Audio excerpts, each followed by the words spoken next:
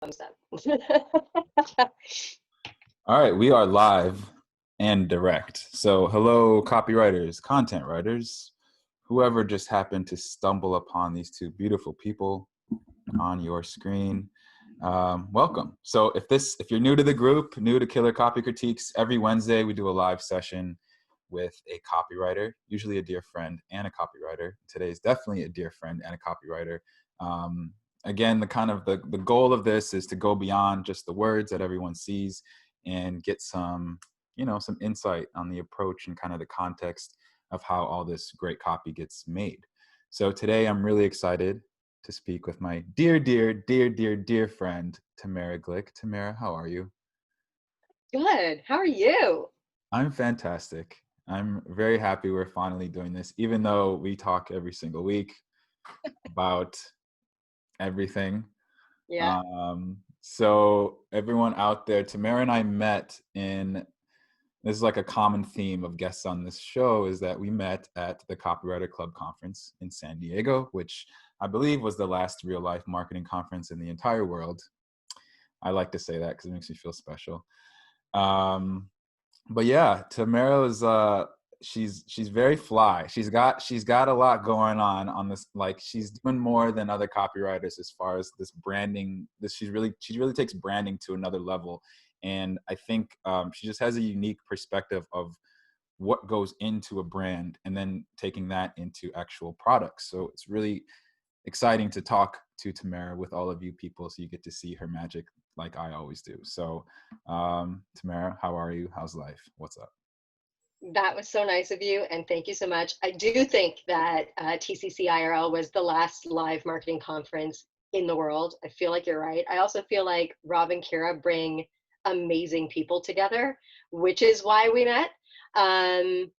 Yeah, no, things are really good. Things are interesting, and especially now that we are living this like remote digital life in a way none of us anticipated, even though we wanted it and we were like going for it. It's now a brand new space. So branding has to shift somewhat. And that's I think what we're talking about today is the copy related to how I'm doing that. Exactly. So can you quickly give us, who are you? Like, what? So I guess people watching this, we can maybe we guess that you're a copywriter, but you are much more than that. So please share what you do, what's your thing, and why people should care, because they do and they better. Um, who am I? I'm Jean Valjean. No, I'm not. I can't help myself. I throw lyrics in to things wherever I possibly can. That's who I am. That's the kind of Okay. person that I am. Yeah. I actually started my career in advertising, and I was on the business side of advertising. So we're going back a ways, but I was not a creative. I was the person who would like hang over the creative's cubicle and be like, "So what you doing? Can I help?" And I always wanted to be involved, and I learned so much from my designers and my writers.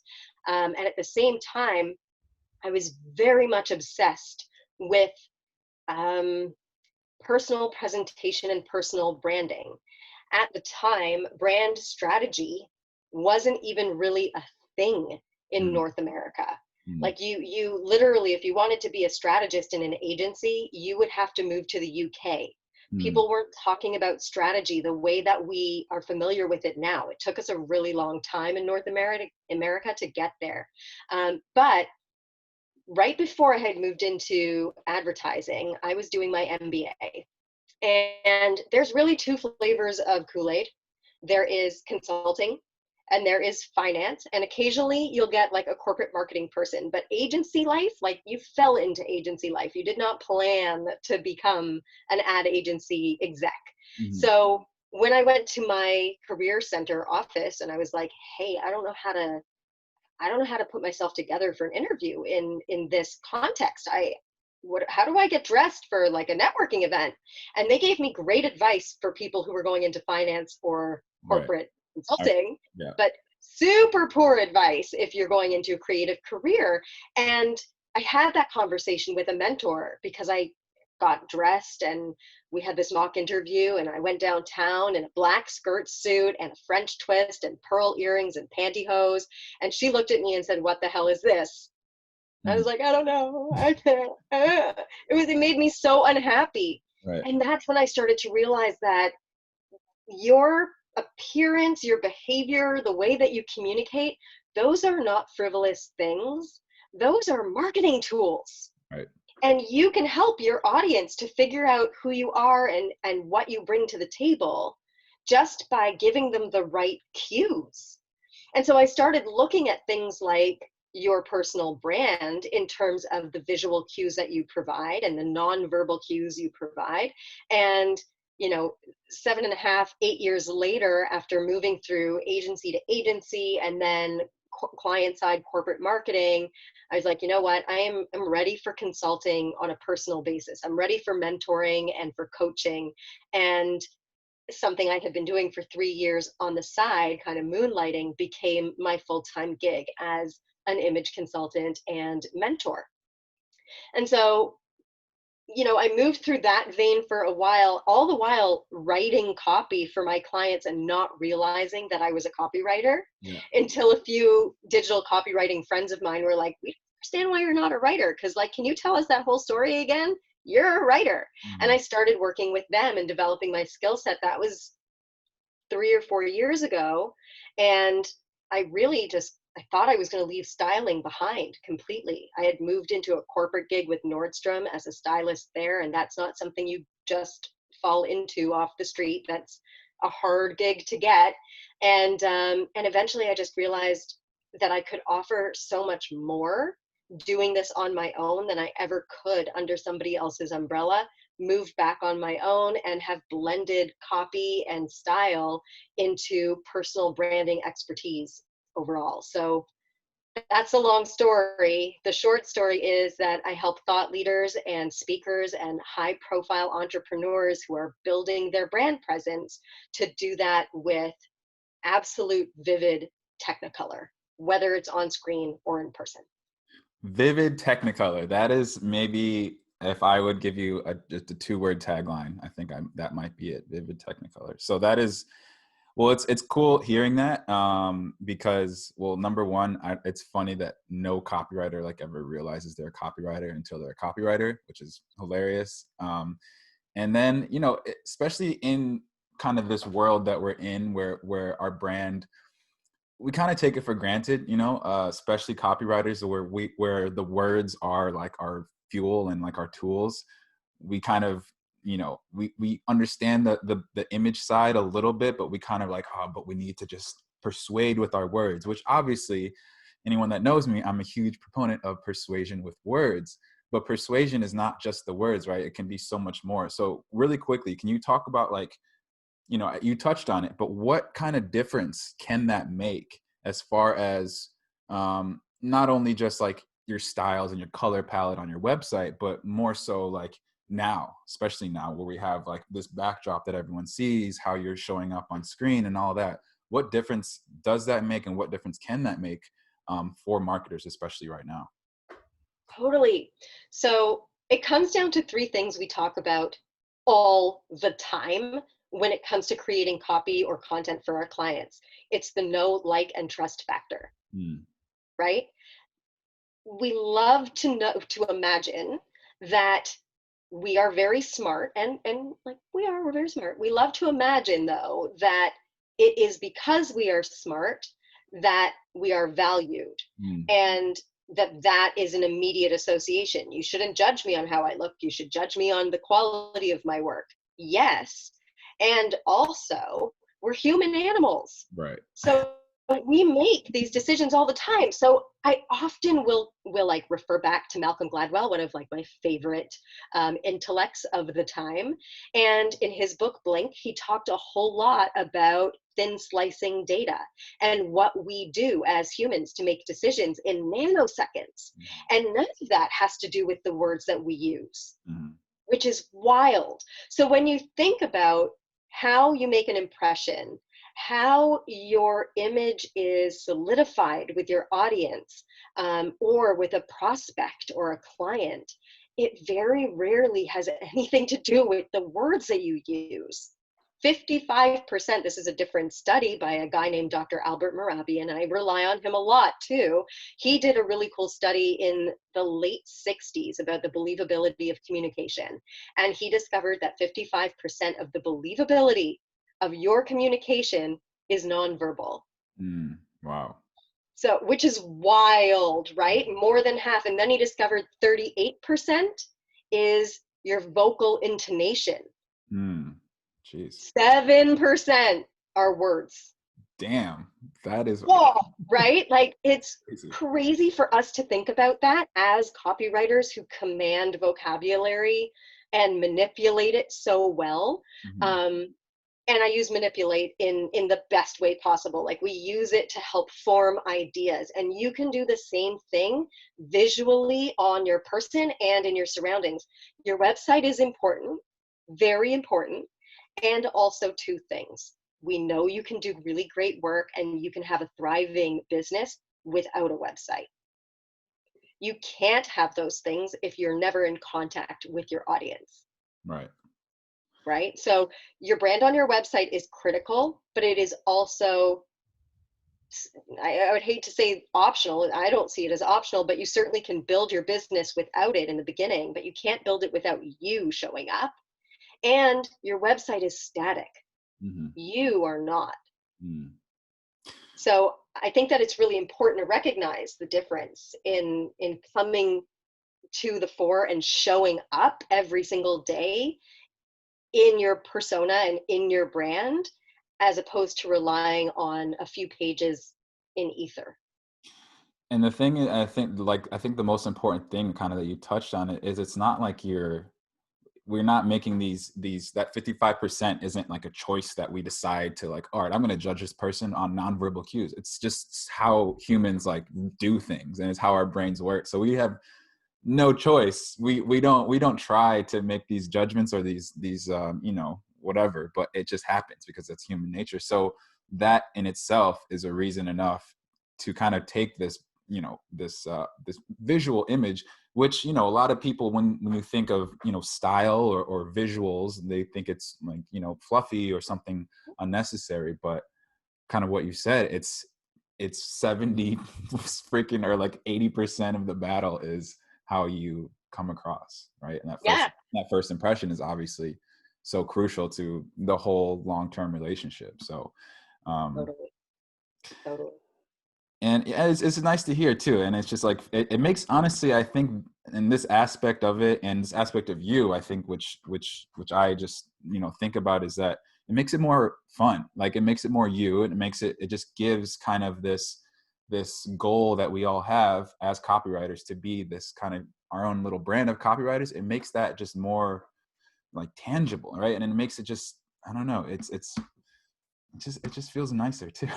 Like, aside from all of like the science and all the things, it's like, why wouldn't you want to show up as your best self?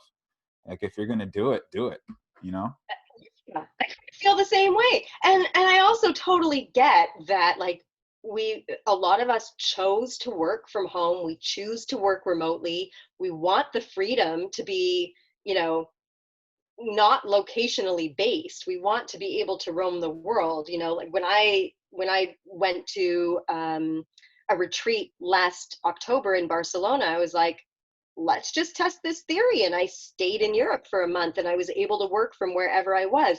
We want that freedom, but it also comes with responsibility. That's power. Power comes with responsibility, if we want to get a little nerdy on that one. And your responsibility as a business owner is to show up for your business. So even though we want to be casual, and we can be casual, we still need to come off as professional, and that affects your bottom line. It is a lot easier to command a high rate if your value is perceptible. right. And you can be casual as long as you're intentional, right? And as long as it kind of fits in with everything else that you're doing. So sweet. Cool. Look at us being professional talking. Usually we I just know, right? talk about like memes and like dumb stuff, but here we are. Returns, early aughts, cartoons and whatnot. So this whole, obviously this whole reality that we are all living in, this work from home reality, which as copywriters we're probably a little bit more used to than kind of the general public. But you've taken, so this is something really cool that anyone watching, I think a lot of people out there, copywriters, marketers in general, we've been kind of figuring out, I think we've had like this push, this like planetary push to like start to diversify our product offerings, kind of how people can buy from us. Really, to be frank, it's just how people can buy stuff from us. And I think you've taken a really cool, or not a cool opportunity, you've taken the opportunity, which is where everyone is, and turned it into something unique and really like in tune with your brand. So I'm going to pull up this copy, and then Sure. I'm going to ask you a question or some questions about it, because that's what we do here, you know? That's what we do. Oh, all right. So, okay. You know what? I don't even know if I want to show this yet. Talk to me. Okay, tell me. I don't want to show this yet. I want you to tell me. I want you to tell people what is your new thing that I'm about to pull up. What is this kind of, what is the context behind this new product, this new offering that you've created? How did you kind of come up with the idea, and then how did you start to build it out on the copy side, and also I guess on the actual the offer itself? Hmm.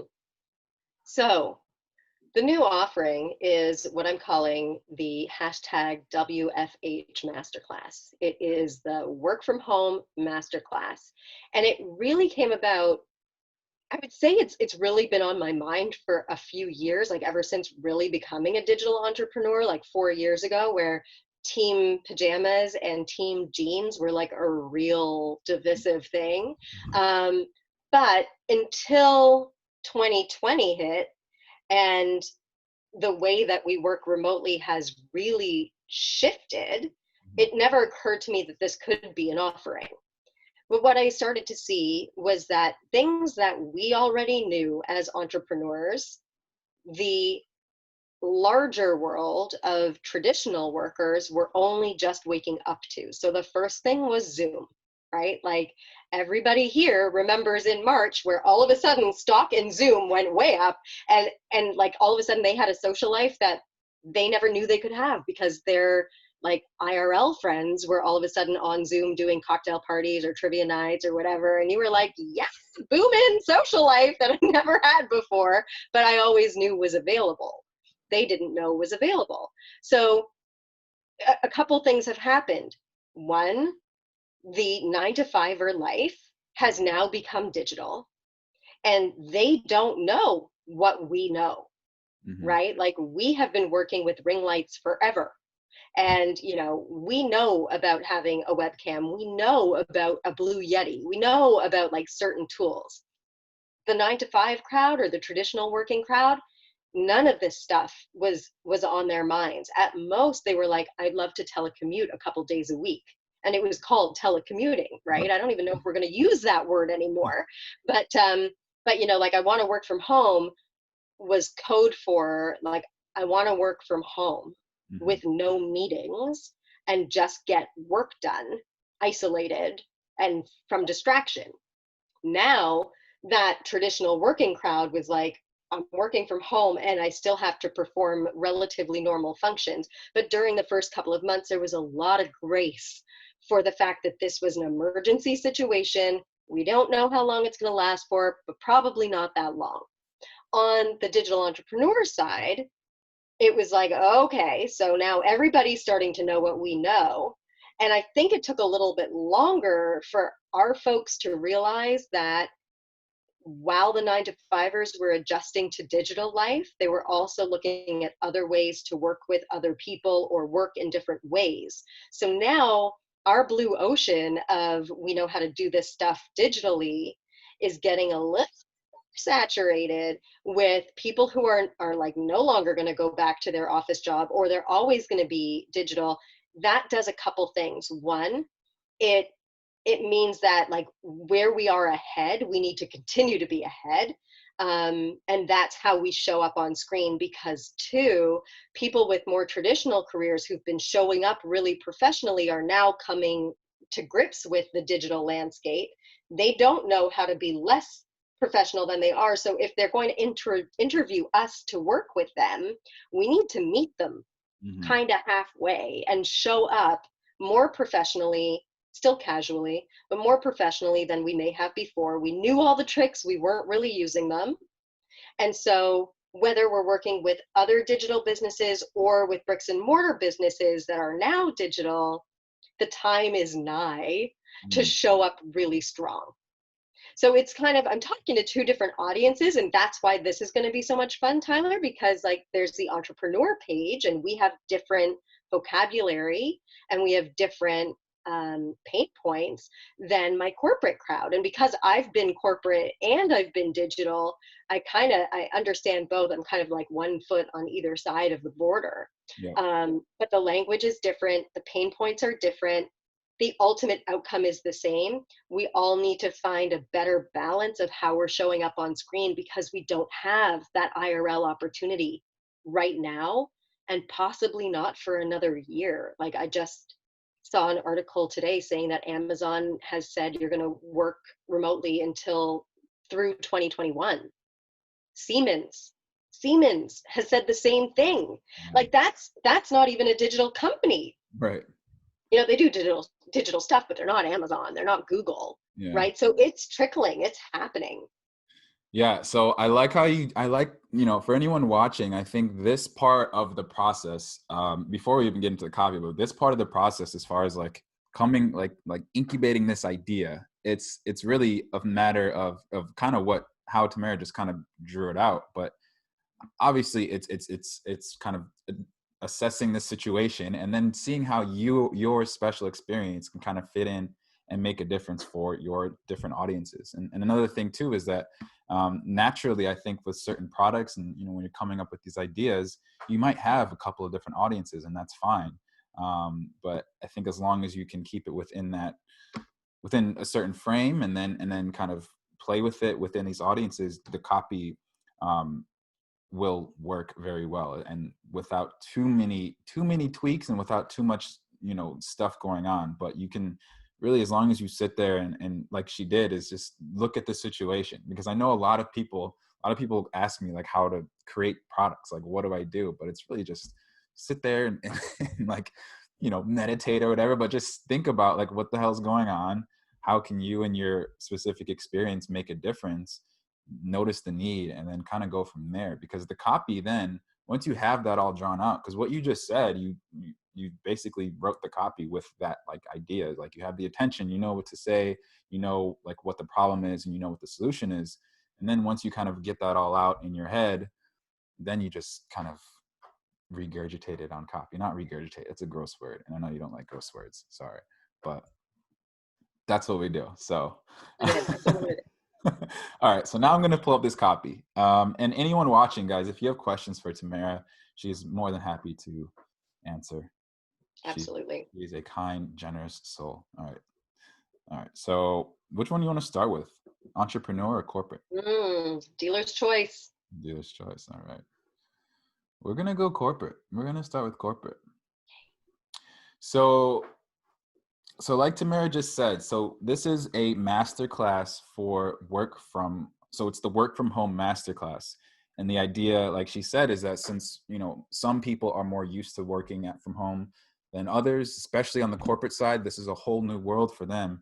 So really this is kind of showing or teaching them how to show up on screen. Because for some of us, it might be very obvious, right? Things like this might be obvious, like, yeah, pull up the thing, have a cool background, like make sure you're blah, blah, blah. But you'll be very surprised, and maybe not surprised, because you've probably been on Zoom calls where you're talking with someone and they're like in a cave, like with a dark background. And these things that are obvious to some of us are not obvious to the the general public. So now let's talk copy. So now we're actually going to talk about the things that you wrote down. So this is a raw version of your sales page, correct? Super raw. Yep. Okay. The rawer, the better. So let's start at the top. Let's kind of start with like the, I guess we can call it the hero section. how are you starting off, and what is kind of the mindset as far as your headline, and what kind of, what are you drawing on to kind of get them in there right away to know it's for them?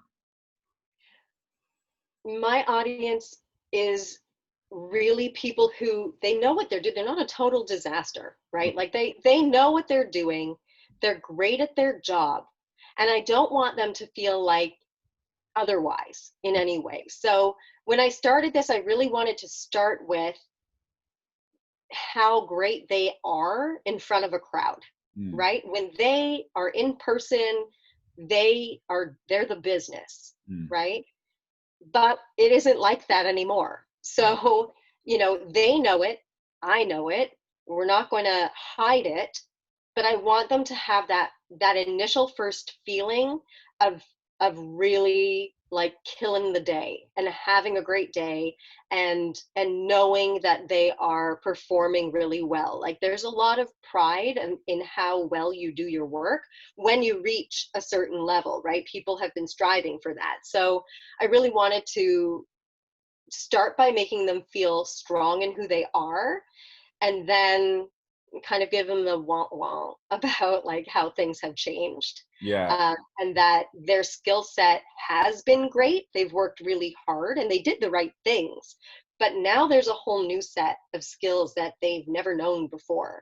And in order to continue to grow their career, in order to maintain what they've built so far, they need to learn new strategies. Yeah, and I think that's a really smart way of starting, because I think a lot of copywriters, we feel the need, or we default to the gloom right away. We're like, shit sucks, da da da da da. But there's a lot of value in in acknowledging the hard work, the like you said, that you're not a total train wreck, that you're doing the right things. And one of the kind of strategies that I always talk about is this idea of a scapegoat, right? What's happening to you isn't your fault. And once the person has that feeling of, oh, this isn't my fault, I've actually been doing the right things, then they're just so much more willing to kind of listen, because you're not here to just wag a finger at them. You're actually saying like, look, you've done it right. Things aren't awesome right now, but here's how we can make them better. And that's such a big difference, rather than just immediately just like crapping on you and telling you like how bad everything is, because everyone knows the situation. Everyone's, we're here, we're all living it. And so I think what you do really well here that I really love is, like you said, just saying that you are killing it. Get them in that positive mindset, and then everything else just kind of flows a little bit different. It hits in a different way, where it's not as it's just like a looser, like happier feeling too. And I think people, I mean, it's really good conditioning. I think it's a really strong thing that anyone watching this, like if you can condition your reader to be in a good mood from the start, it's usually going to help you. So like you said, so you're definitely talking about all the great things they've done. When you lead a meeting, you command the room like a boss. You deliver a presentation, you drop knowledge. Rallying your team to action, you build camaraderie. So not only, I think not only does this acknowledge the greatness that you're doing, but it also shows that you get it, that you are someone that understands what they're going through. And that empathy is just such a huge part of me reading it through like this face, or me reading it through like this face, right? So, and that's like half the battle. All right. So, all right. So take me through a little bit more. So this is kind of setting up, right? So we have to give the context, and even though everyone knows the situation, you still have to provide some context, right? You kind of have to touch on why this is here, right? Yeah. And then so how do you transition? So after you've kind of set up the context, you let the person know like what's going on. How do you transition into, I would say, I guess, the problem, or how you start to introduce like what's going on? So part of the overall structure part of the overall problem I've had with structuring this page rather is that because it's a corporate audience, I'm not convinced that they're so accustomed to the long form sales pages that we are accustomed to in Mm, the digital space. So I wanted to get to places faster It's Okay. still a really long copy deck because in a sales page format, you're really doing a lot of education, right? But part of it is that I wanted to go faster. I wanted them to see what the pain and what the solution was really quickly. Another thing that I really didn't want to do because I really hate it is I didn't want to say unprecedented times. Oh my God, I'm so sick of seeing that phrase. It's the It just makes you throw up in your mouth a bit because it's going to be unprecedented times for we don't know how long. Like we don't know, and something new happens monthly. So I have an aversion to that phrasing and that terminology right now. So I just wanted what I want is for people to be future focused. I Mm, want them to look at what could happen next. So what does this sound familiar is what is happening right now. okay. Um, Another thing that I'm really conscientious of is that the corporate crowd, they're funny in their off time, Right. right? Like I cannot use to the degree that I do in my other writing, the level of personality that comes easily with a digital entrepreneurial crowd or with like the content that I generally write for my clients. So I really needed to look at this in terms of like, I don't want it to be dry because I know you guys are struggling already. And your work is going to start feeling more like our work scenario any day now. So I wanted to be a little softer, but I also needed to be fast. Hmm. So the does this feel familiar?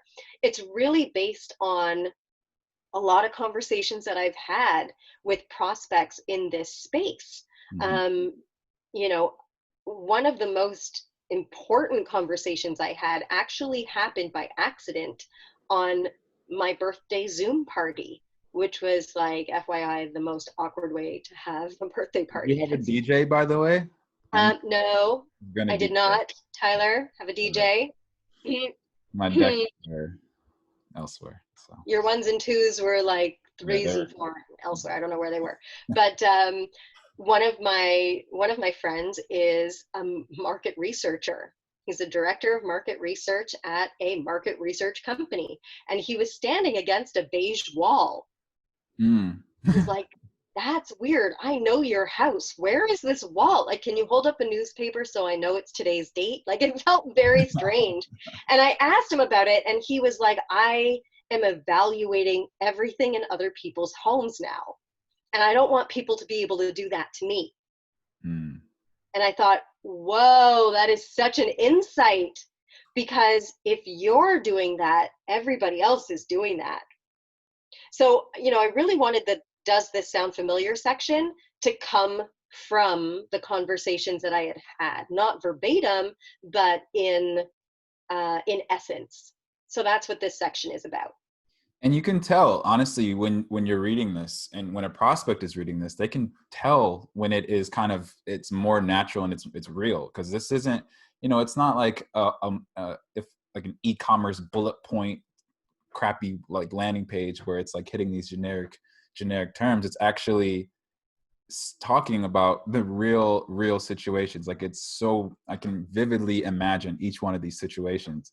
Like if I'm a parent and you're talking about kids, pets, and spouses to turn every work call into a fight for focus, that I think that resonates just so strong. And it, because part of this idea that we're all kind of battling with in general when we're writing these types of pages is the problem is known. Like when we talk about it early, the problem is kind of known. Like it's not that hard to imagine what you're solving. But when you can make it real, like when I can vividly imagine how this is happening in my kitchen over here, or whatever like that, it just brings you so much closer into the copy. And then it's not like, then you're not really reading a sales page. You're reading, like, I don't know, you're just like someone's just talking to you, and it just becomes a whole different um, animal, or less of an animal, but a whole different thing.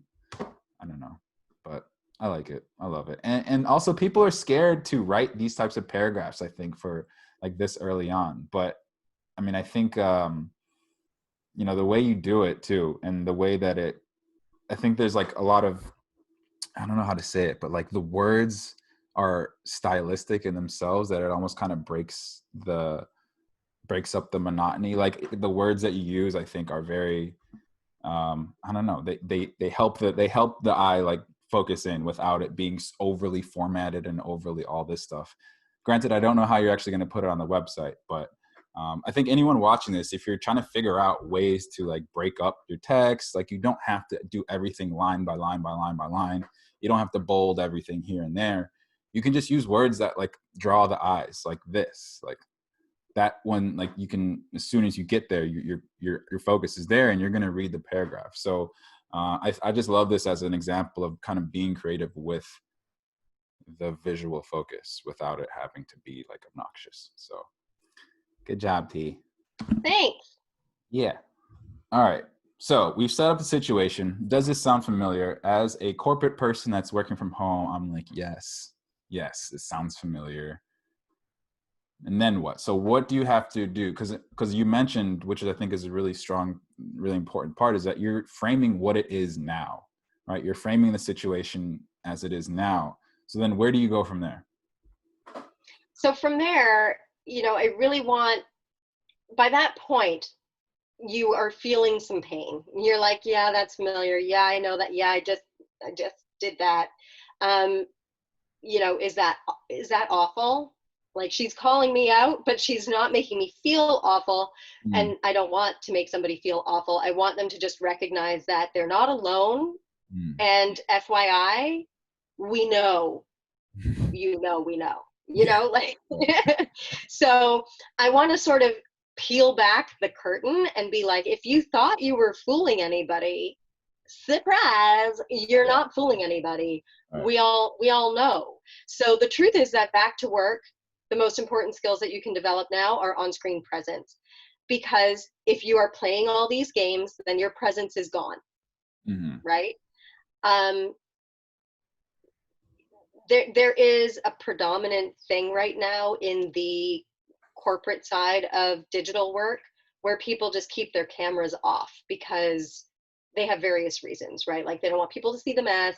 They've got their kids at home, they're trying to put their kids together and they don't have time for like hair and makeup, or they actually really don't care. Like it took me a little while because my work lifestyle didn't change. It took me a minute in the beginning of all this to realize that my friends in corporate life were suffering a loss. And so some of them still may be in that grief stage where they don't want to get dressed. Mm-hmm. They don't feel like doing their hair. They don't feel like putting on lipstick. And then when they see themselves on camera, it's like it just shows them how bad they feel. They can see how bad they feel. So they turn the camera off. And, I don't want to get that deep on my sales page, but that's the psychology that's happening. And you kind of have to meet them where they are. So if that's what's happening, then we need to talk about what the most important thing you can do to raise your profile now is. Like, what is that? It is developing your on-screen presence and becoming dynamic in this tiny space that we have. Right. This is all we have. So yeah, so that's where we are now. Is like, the truth is that you may be doing this, but you need to start doing this. Yeah, and like you said, if you were to write out everything that you just said, as far as like, if you wrote like, you hate how you show up because you look like crap, like it's gonna turn people away, and that's not. You don't want to offend people. This is the point of this. The point of emphasizing a problem isn't to offend. It's to highlight and show the opportunity for change, right? The opportunity for transformation. So that's a really good point that you made, is that you really could, if you wanted to, you could put your finger in that pain and just like grind it. Right. But you don't always need to do that. And this is a case, I think, where you don't need to do that. Mm-hmm. Especially because, and I think part of that is because you made it so you vividly created the situation already. So now it's just a little bit easier, I think, for the reader to kind of flow in and realize like, yeah, I could use a little change there. So sweet. All right. So that's the transition. So now we're kind of, we're we've hit the, I don't know what I'm going to say. How do I say this? Like I was going to use a roller coaster idea, but it was stupid. So we're transitioning, we're transitioning into we're like hinting at the solution, right? We're starting to hint at what it could be, right? We've talked about what it is. Now we're talking about what it could be. So how do so the hint is there. Now, how do you Yeah. take that hint and turn it into, hey, here's what I got? So, particularly when it comes to corporate folks, like us, they train to make themselves better in their careers. But the level of coaching, the level of training, the level of mentorship that people in typical corporate careers get versus what we as digital entrepreneurs actively seek out, it's a different scene. They will take training because it's offered at work. They Mm, will get coaching because they have a mentor, or they have a manager. Um, but during all of that training and coaching, this has never been covered, because why would it be? right. So, we've agitated the problem, and they're feeling uncomfortable because they don't know what to do with that. It exists, they know it's a problem, but they don't know what to do with it because nobody's ever helped them, and where would they even get that help? So now we're like entering in with the solution, which is like dun da da da, the work from home masterclass. Yeah. The thing is that even when in my I've been officially had my shingle hanging out of my door as an image consultant since 2006, but I've been doing this forever and a day. Um, People still aren't really sure what it is that is so important about this, or that they can even get the help of a professional to do better in this area, right? Like a stylist is reserved for celebrities. Right. Not true. Mm, Not true, but mm, prevailing thought. So it's important that they understand who I am and where I'm coming from early on, because in the beta round of this, they'll know who I am, but in future rounds, they may not have that much experience with who I am, and they may still have that feeling, that carrying around this feeling that it's not something that they can access a coach who does this kind of work, or a mentor who can assist them in this kind of work. So bringing attention to who I am as a person with my history, legitimizing it for them, is, I think, really important for this crowd who deeply value more traditional stuff. So, you have a degree. Oh, we value that. You've got X numbers of years experience. We value that. Like, it's very concrete. mm. So providing them with that kind of bio up front makes it easier for them to be like, oh, okay, she knows what she's talking about. Yeah, no, I love that. And I think what you said about the prevailing thoughts, because there's so many prevailing thoughts that you can easily just, as soon as you flip the script on a prevailing thought, then you have something interesting that is like, it's hard to like not read it. And that's the goal of everything that we write, is to get them to read the next thing. So as soon as you can take a thought that is accepted and that they don't really need explained to them, and be like, hey, and then flip it, and then I think that just ups the value of you and then what you're about to offer. And another thing that I really wanted to call out, which is really amazing, and if I was to critique, I would say make this bigger and fatter. Okay. Yeah. But just acknowledging the context, this person is a corporate employee. As a corporate employee, you go through a shitload of training and papers and folders and all these things. And that's so natural for them, right? That's like, it's not even like a question like, oh, 8 weeks of training. All right, cool. Let me get in there. So when you can take something that they're familiar with, connect it with this new solution, then it just makes more sense. It's not something that they have to like legitimize then in their head, because they understand training. Like, yeah, corporate training, I did all that. This is Right. this is corporate training, basically. This is corporate training. It's just corporate training that you haven't had yet, because no corporation has had to think of this Yeah. until now, right? And so then if you can, and then you're just giving, then it's just familiar, and then it's just, like I said, it just makes this all more natural, and I think easier to accept and want to act on, because no one wants to not have the training that they need, and this is training that they need. So here we are. What is the so I think a lot of people with a sales page, and this is something I've talked about on previous conversations, is that there is, in general, I think, a default to save the hi, I'm Tamara, or, you know, the introduction of the person until much later, because they're like, no, we want to focus on the person reading this. We want to talk about the benefits and the. What do you think is the value of introducing yourself relatively early in a sales page like this? Like, what does that do to not only legitimize you, but also kind of just make the person feel better? Right. So initially, I did that exact thing and I saved it till the very, very end. And then you and I talked, and you were like, no, no, no, this needs to be more about you. Nobody does this the way that you do it. And because this is really, like, image training isn't totally foreign to people. I've done lots of, corporate or higher education training, but it's not customary, right? Like, you'd have to have a very forward thinking training department or human resource department to do this kind of thing. So, I really wanted people to understand who I was early on, so that it didn't feel, first of all, so there was a person behind it and it didn't feel like some weird, midnight infomercial of a sales page. Because again, like, I'm not totally convinced the level of comfort that traditional workers have with this kind of presentation of material or selling them a thing. So I wanted to make sure that they knew it was a real live person. There will be a picture of me there somewhere.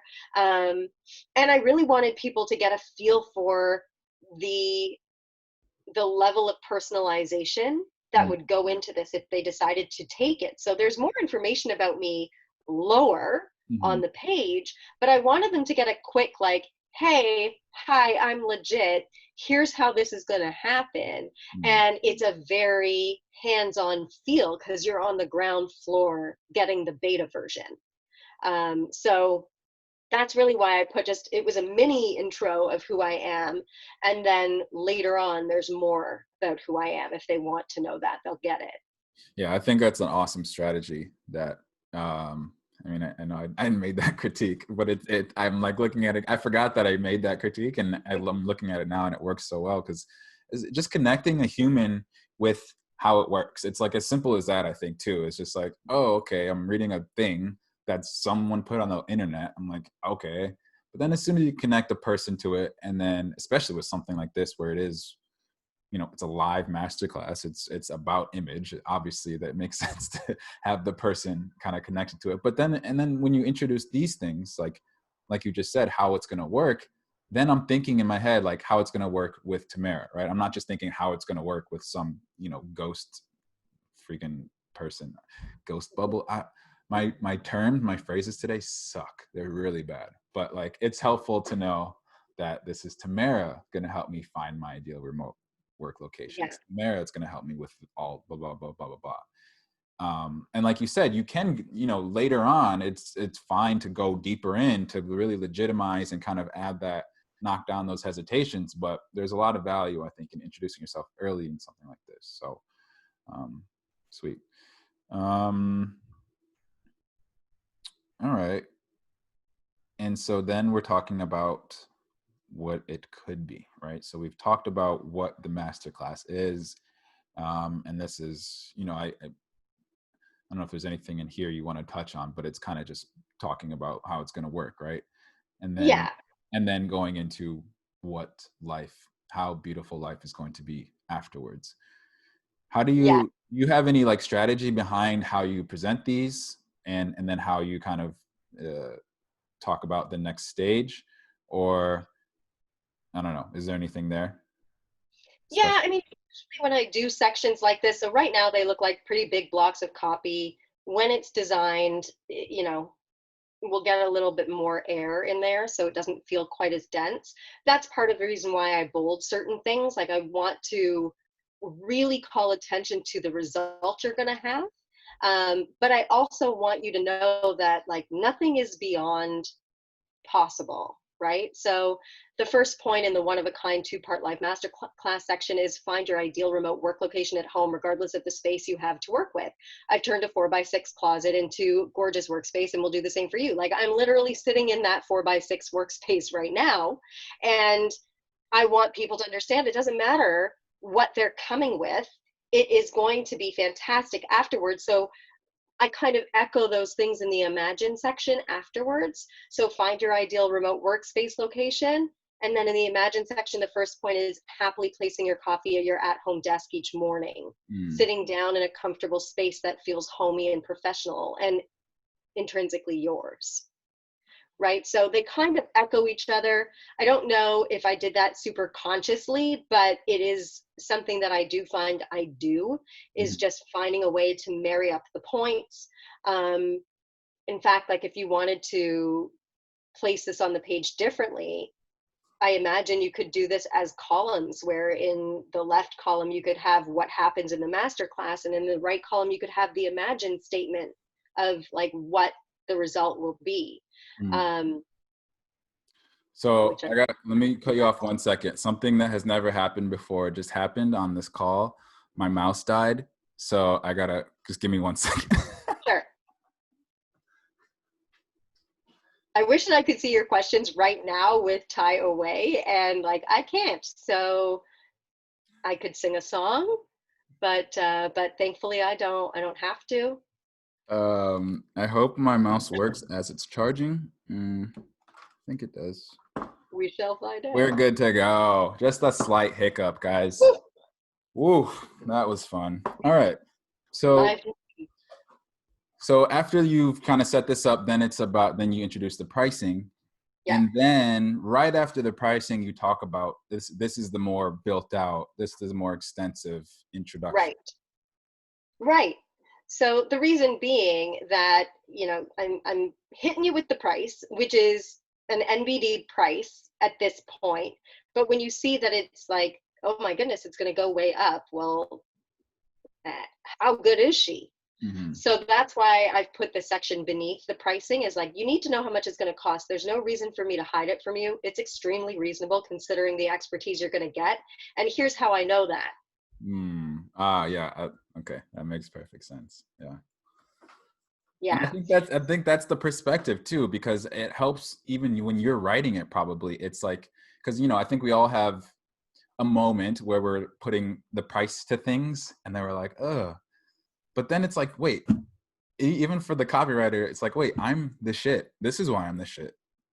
And like when you put it right next to the pricing, I don't know. I don't know. You can tell me, but I think that probably makes it easier for you to like put out the price, because you're like, wait, it's right here. Like you don't have to. There's no questions about why it costs this, because look at all the things that I've done, and that is, Right. yeah, it's as simple as that. Yeah, so like this logo palooza is going to be culled a little bit because Mm, it's an awful lot and it won't be laid out quite the same way. But, part of this strategy here was people are going to skim the page and it's already a lot of information.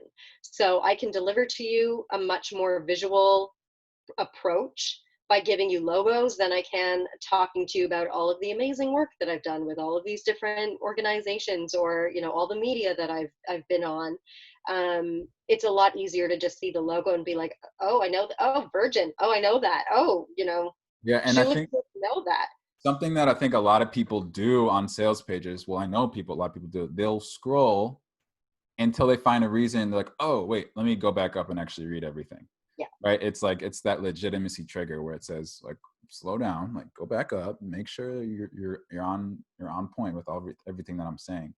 And because that can do, I mean, that's such a huge part of copy. I think is like, we think of like a scroll, but it's not like that. It's not how we look at any website. We find the things that we need to trigger us or whatever, and then we scroll back up, slow down, go back up a little bit more, come back down. Like, I think just adjusting and kind of acknowledging the need, or that reality of how people use the website too, use the sales page is huge. And that's one of the beautiful things about logo paloozas like this, because I'm like, okay, she's legit. University of Toronto, it's Canadian, but I guess it's legit, right? Yeah, I mean those three universities are Canadian, but I suspect at least in the first round, a lot of my intimate connections are going to be Canadian, and those will be important points of reference to them. Yeah, I remember when I didn't know any of the provinces, and I still don't. Yeah, yeah, I do. Yeah, Canada, yo, it's a thing. And then we just Canada. have more social proof from our man Justin.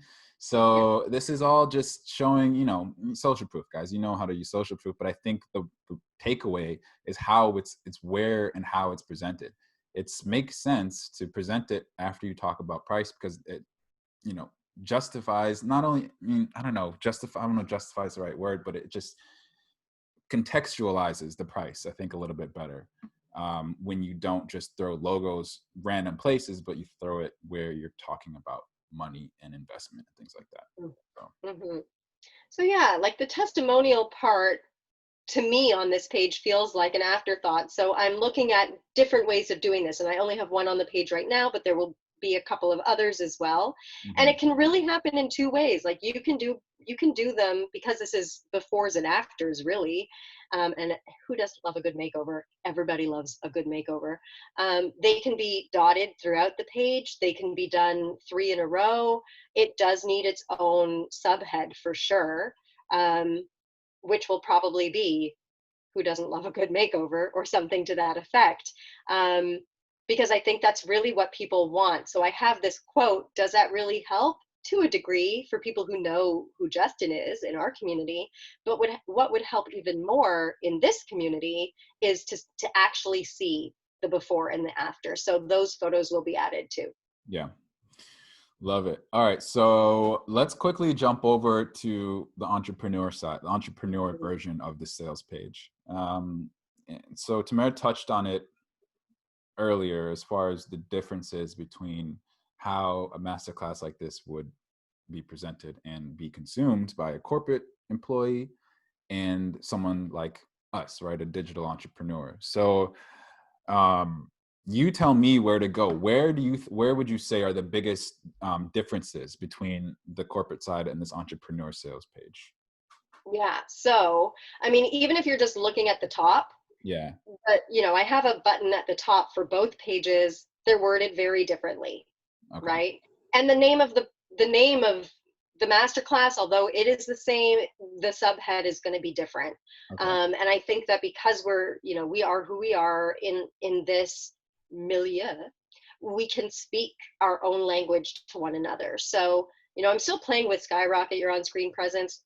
I don't know. I think I'm going to switch it up, but I can certainly say in this context for this kind of person who wants this kind of a result. Mm. Whereas in the corporate version, that would come out, I think, a little too strongly. Like, I think people would feel like it was a hit on the head, Mm. where in our market, it's just what we're accustomed to seeing. Yeah. It's a different way to roll a little bit. And then I had the "You had me at hello." So, it's you can already see there's a different level of personality copy in this. Like I've used the "mwahaha," in the first paragraph.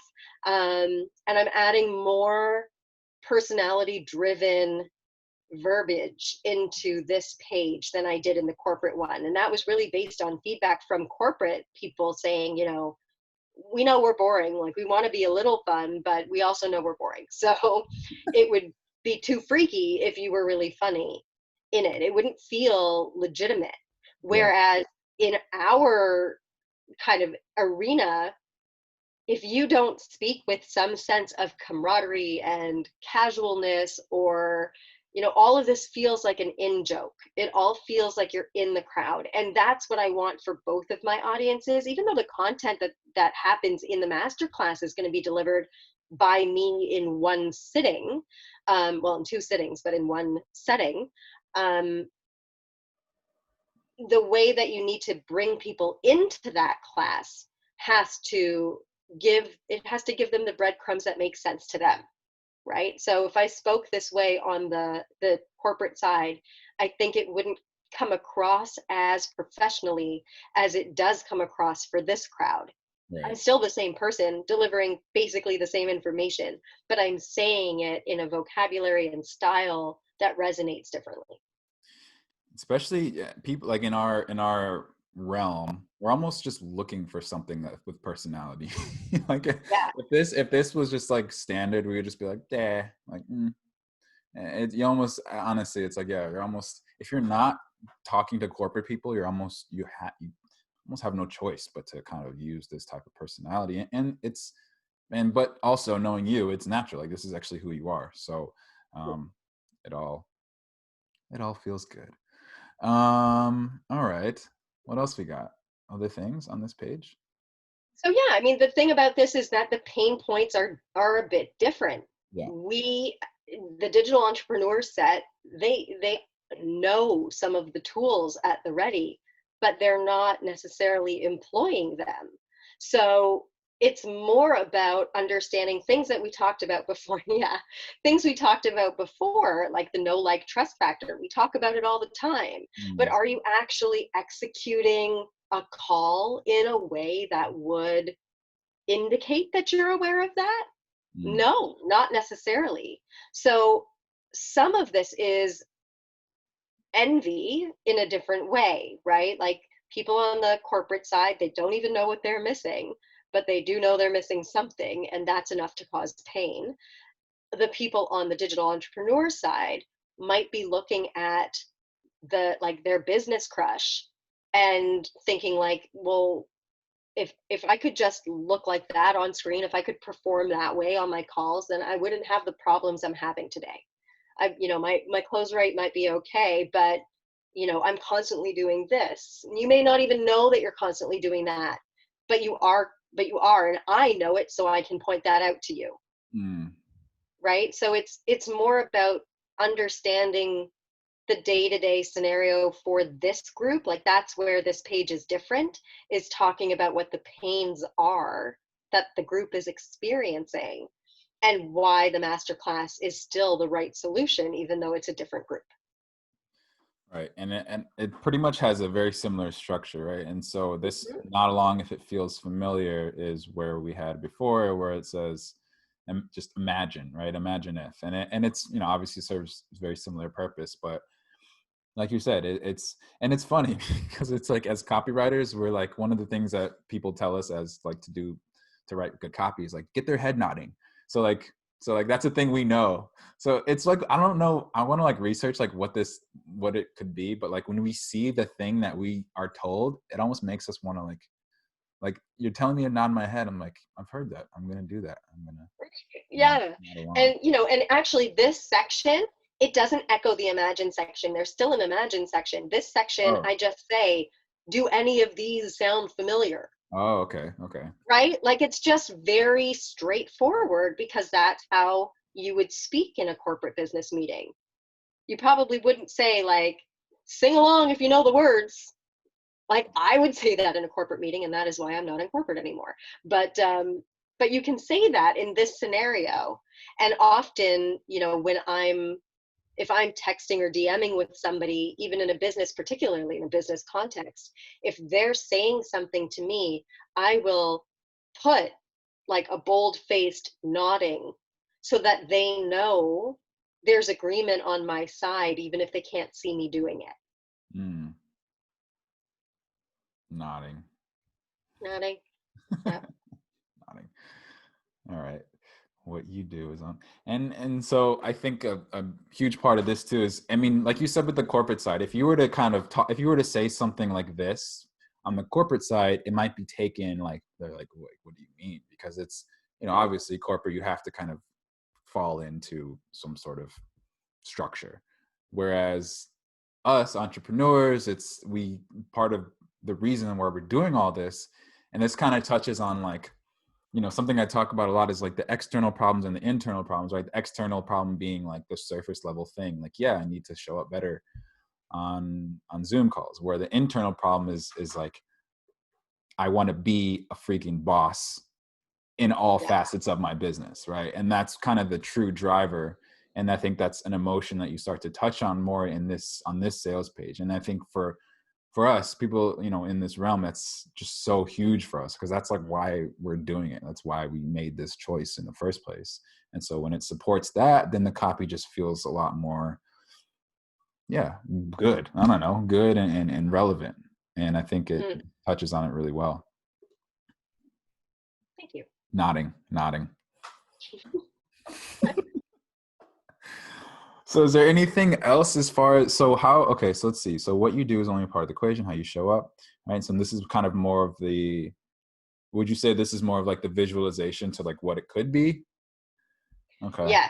Yeah. And it's also just recognizing that, you know, again, in a different way, that the training that you have taken to this point, the focus that you've had to this point on developing skills, like how many digital entrepreneurs are constantly buying courses to up level their skills, thinking that they keep needing to do that in order to make bigger money, or in order to be more professional, or in order to feel like the boss, of their business, when what they're really missing is none of those skills. They've got the skills already. What they're lacking is confidence in how they project themselves. Mm. And and that is not a training that a lot of people are super willing to take, because it's barrier soul kind of training, right?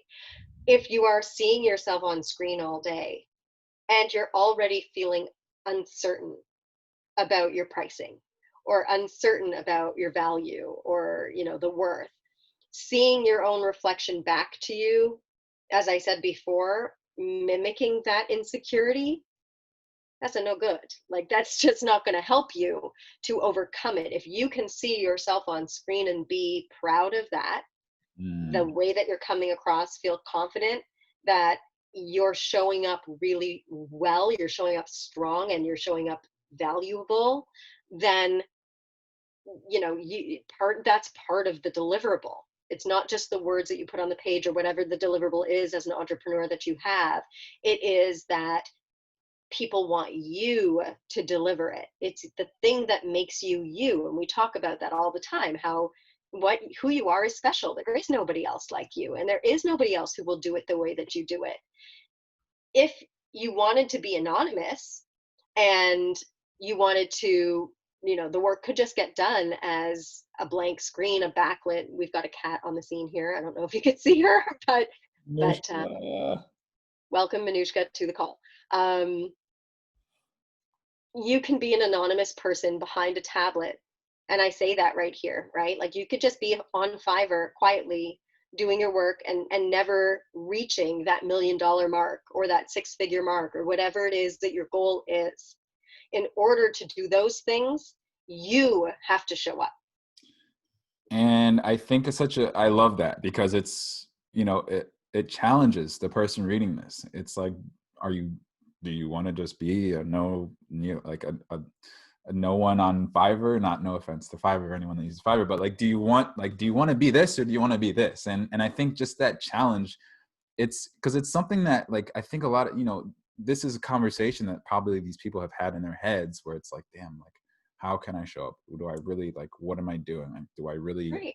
have this confidence on screen? And then as soon as you can pick that out of their head, we talk all the time about entering the conversations happening in your prospect's head. As soon as they do that and it's confronted, and they see someone else saying it to them, they're like, oh shit, like, oh yeah, true. Like, damn, that challenge is so powerful, because now it's like, do you want this or not? Right. And either answer is totally fine. It's Right. just going to make the decision as to whether or not you want to take this class. That's all. And Yeah. that's exactly what I want for you to do. And that's, I think, a beautiful, like, way to look at sales copy in general. Is it's not necessarily like, obviously I'd like you to buy, but I want you to make sure that this is a good fit for you. Because if it's not, no problem, there's other Right. stuff that you can go do. Yeah. And I think that just that feeling too, that feeling is something the reader can totally feel, and they just feel like, oh, like, she's not just trying to, like, just take my wallet and sign me up to her class. She actually cares that this is actually going to work for me. So Yeah. um, And, this is a bit of an experiment, Ty, because most people, I think, would have a section with the subhead, "This class is for you if," mhm, right? And it makes it very, very obvious. I'm taking a more subtle approach. We'll see how it works. mhm, Um, because I don't use that phrasing in any section. right. What I have tried to do is embed it in everything that I'm saying. We'll see if that level of subtlety works. It's always an experiment. Well, I will say, the way you phrased it, like 2 turns ago, I don't know, we used to like the way you phrased, I don't know what, I forget, I can't remember what you said, but it was like having that confidence, and like I felt the challenge when you were saying it. So I recorded this, we can go back and find it, but I think like the way you said it was really, really, really, really strong. And I think it, just to give a little critique, I think this section could use more of that, because it hit an emotion for me when I heard it from you. So if I saw it here, I'd be like, yeah. So Good yeah. critique. I'm here for it. I'm here for it. Okay. Imagine. So here we are, kind of again, imagine Imagine. the future. And the imagine is different, right? Like it is looking at the problems that this audience has and the feeling that they want to have. I cannot say to a broader corporate crowd, that you could have a tech setup that magnifies your CEO vibe if you're not the CEO, Yeah. right? But in this scenario, everybody is the CEO of their business. So I can very freely say that and people will feel comfortable owning it. But I don't think that, if in my corporate crowd, my clients are senior level executives and up, so they are the C-suite as well. But that would be a very wonky thing to say that magnifies your senior level. No, you can't say Yeah. that, Yeah. right? And I think a point I want to touch on here, I didn't touch on it in the last sales page, but I think it's there as well, is when you introduce, so this is anyone watching, like when you introduce the future, like the possibility, like imagine if, like the future thing, you have to include the so what. Like you can't just say, show up confident, okay? Have a larger than life presence, okay? Like it needs a so what. And that is something that I'm victim to, that I kind of fail at sometimes, is like I just write the benefit and I forget the so what. But if Yeah. you can go through, rescan your page, and if you don't have an answer to so what, make an answer for so what, right? Because there's just so much more value when you say, you're not just having a larger than life presence, you're doing it because you're gonna freaking get raised. You're gonna have the raise your price conversation is gonna go easier, which insinuates you're gonna make more money, things like that. So the so what is really strong here, and I think everyone could take notes of always answering, being able to answer so what when you introduce your benefits and the future that you're offering. So what? All right, and then we have hello, the T to the G. Anything different here? I mean, I obviously, like how you phrase it is a little bit different, but was there a different like strategy, I guess, as far as how you introduce? Because I noticed you don't do the short intro at the beginning. There's I only this one did intro it. here. And I think that I'm debating whether or not I will do that, but I think part of the difference here is, again, it's personality, right? So, your clothes and behavior, they're not frivolous. They're marketing tools that can skyrocket your career. So I might have stopped there on the corporate side. But here I'm like, it can skyrocket your career or it can make it a Led Zeppelin and not the Stairway kind, right? Like things that have more flavor. Um, and make people kind of like snort laugh is a good thing, or even just a little nerf. I'll take that. I talk about pivoting, and anybody who knows me knows that there is a Friends quote available for any situation in your life on any given day and probably every given day. So to make a Ross Geller style pivot, I didn't include the GIF in the other one, but I am including a GIF here because you can do that with digital entrepreneurs. I might be able to do that in an email for my whole audience, but I wouldn't necessarily do it on the sales page. So it's having a little bit more fun and still retaining, like there are sections where it's just like plonk, plonk, make a couple of changes. If your bio is really strong, you should be able to plonk it. Plonk it. Yeah. I think you should plonk it. Plonk. Okay. Mm-hmm.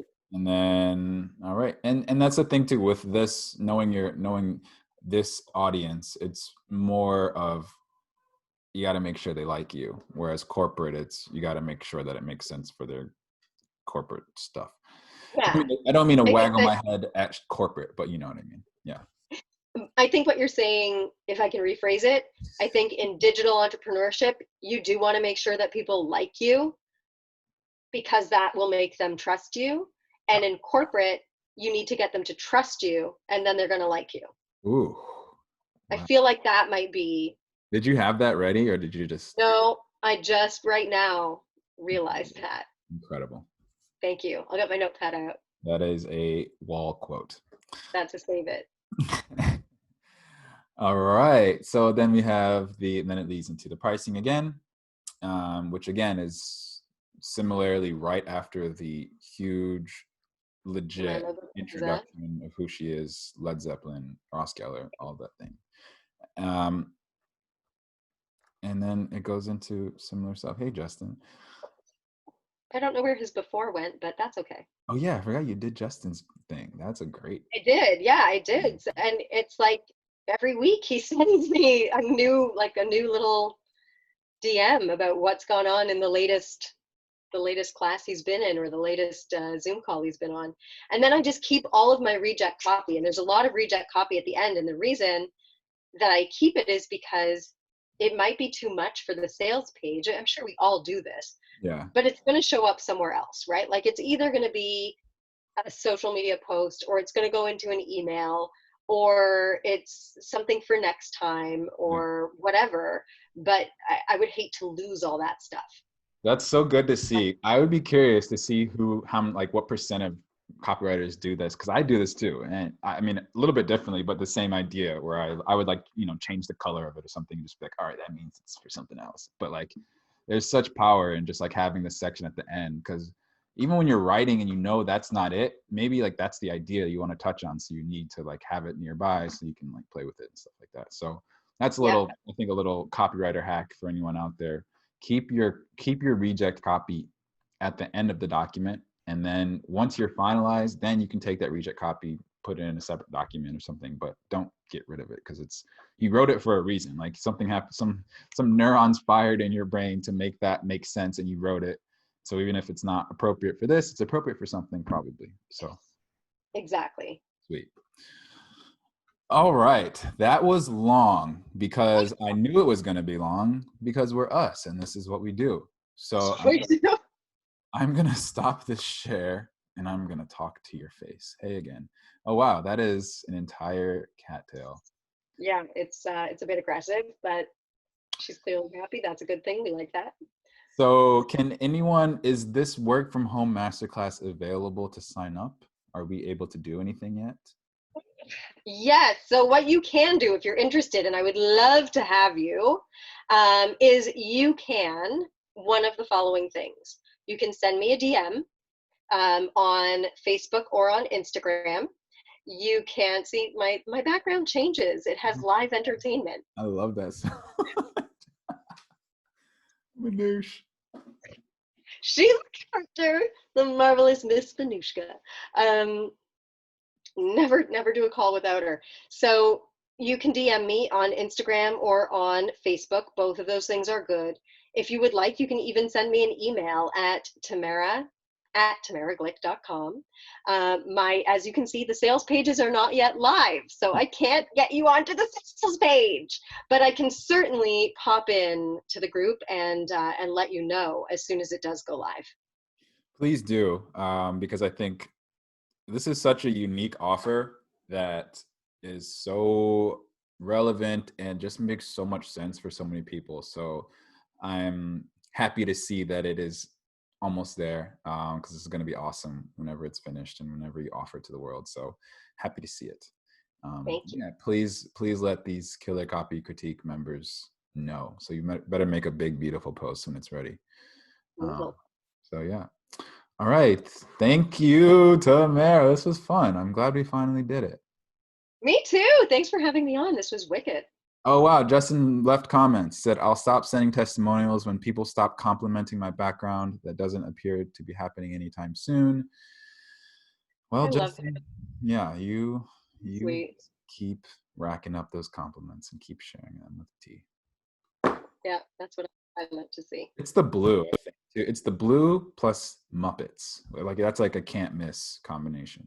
Listen, There's never going to be another time in my life where I can say to a client, let's take a highlight from Grover's fur and use that as inspiration for wall color. I'm never going to be able to say that again. And nobody can pull off that office the way that Justin can. And that's it, right? Like, you want to feel like you're presenting who you are so people feel cozy and comfortable with you.